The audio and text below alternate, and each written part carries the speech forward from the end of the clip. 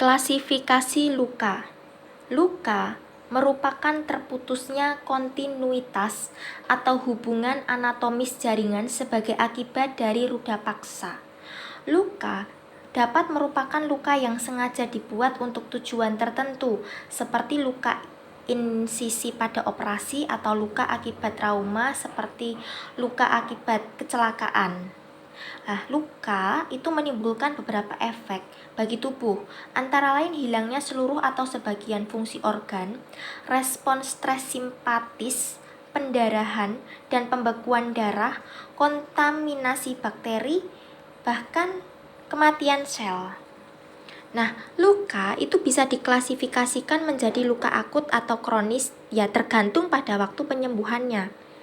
Luka yang diklasifikasikan sebagai luka akut sembuh tanpa gangguan atau tanpa komplikasi dalam jumlah waktu yang diperkirakan. Sementara luka kronis itu membutuhkan waktu yang lebih lama untuk sembuh dan mungkin mengalami beberapa komplikasi. Klasifikasi lainnya adalah luka terbuka atau tertutup. Luka terbuka adalah luka dengan jaringan atau organ yang terbuka terhadap lingkungan luar, ya, atau biasa disebut luka tembus.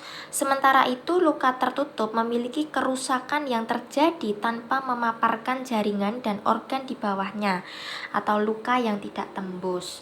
Nah, cara lain untuk mengklasifikasikan luka adalah menentukan apakah lukanya bersih atau terkontaminasi. Luka bersih tidak memiliki bahan asing atau serpihan di dalamnya, sedangkan luka yang terkontaminasi atau luka yang terinfeksi mungkin mempunyai kotoran, fragmen dari agen penyebab bakteri, atau bahan asing lainnya. Dilihat dari asalnya, luka dapat berupa internal atau eksternal.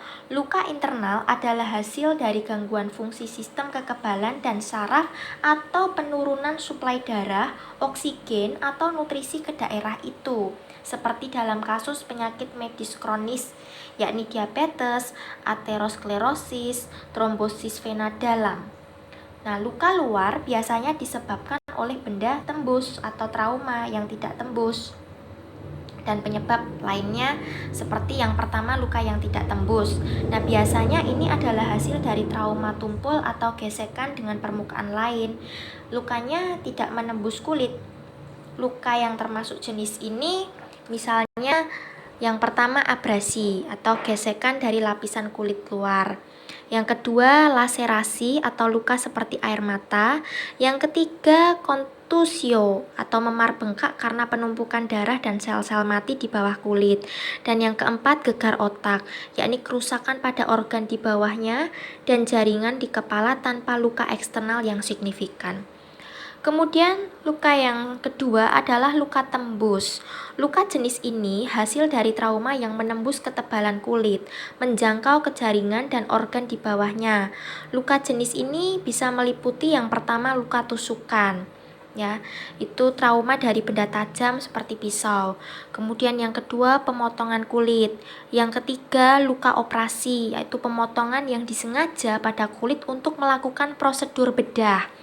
Yang keempat luka tembak, yaitu luka akibat senjata api. Kemudian jenis luka yang ketiga, luka jenis lainnya itu ada beberapa. Yang pertama luka termal, hasil dari suhu ekstrim baik panas atau dingin dapat menyebabkan cedera termal seperti luka bakar, kulit terbakar, dan radang dingin. Kemudian yang kedua luka kimia. Nah, ini hasil dari kontak atau menghirup bahan kimia yang menyebabkan kerusakan kulit atau paru-paru. Yang ketiga gigitan dan sengatan. Gigitan dan sengatan itu bisa berasal dari manusia, anjing, kelelawar, hewan pengerat, ular, kalajengking, laba-laba, dan kutu. Yang keempat, luka elektrik. Lukanya mirip luka bakar akibat aliran arus listrik bertegangan tinggi melalui tubuh dan mungkin termasuk kerusakan internal yang lebih parah.